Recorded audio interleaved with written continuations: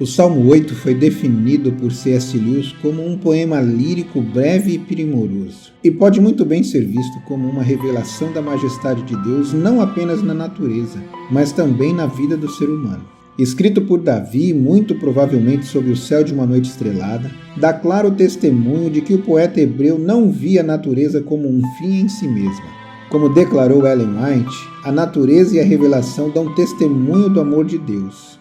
Nosso Pai Celestial é a fonte de vida, sabedoria e felicidade, diz ela. Ampliando a ideia do salmista, ainda nos convida a olhar para as coisas maravilhosas e lindas que há na natureza e observar como, de forma surpreendente, elas se adaptam às necessidades das pessoas e de todos os seres criados.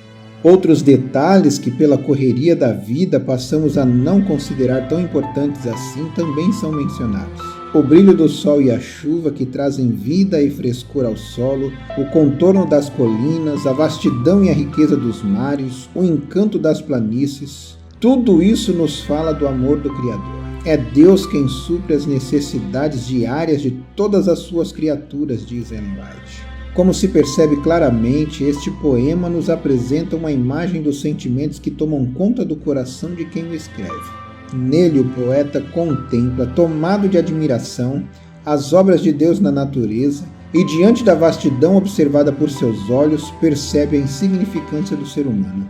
No entanto, sua descrição e encantamento estão limitados ao que ele consegue enxergar.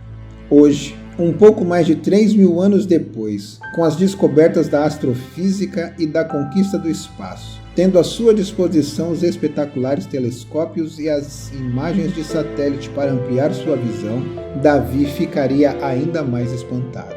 Contudo, no poema também chamado de um salmo de louvor à dignidade do homem, assim que se dá conta de tudo o que está diante de si, das dimensões de tudo isso em relação ao homem, o salmista reconhece a verdadeira dignidade do ser humano.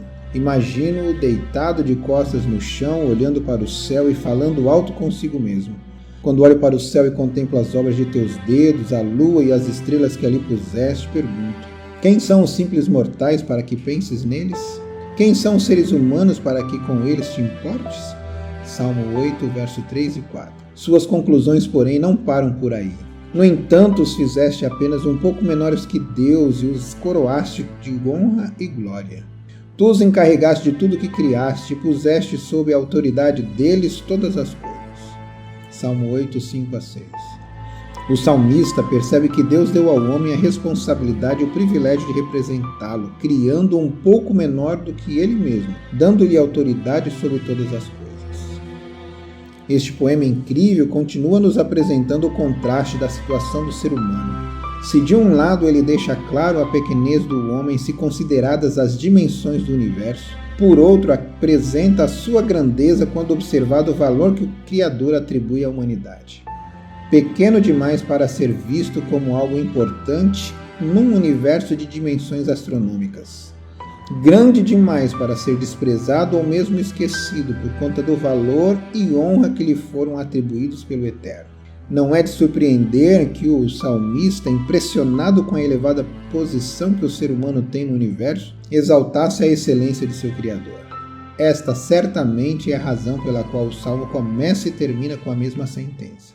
Ó Senhor, nosso Deus, teu nome majestoso enche a terra, tua glória é mais alta que os céus.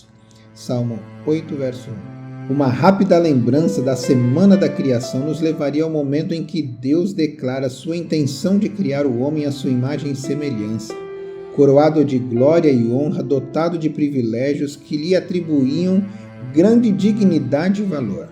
Mas as coisas começam a sair do rumo quando o casal, aceitando a proposta da serpente, decide ser igual a Deus. Hoje insistimos em nos achar grandes em áreas da vida onde deveríamos reconhecer que somos pequenos. Insistimos em nos imaginar pequenos demais exatamente onde deveríamos nos considerar grandes e dignos. Temos sido tentados a nos afastar cada vez mais do plano original e inverter a ordem estabelecida pelo Criador.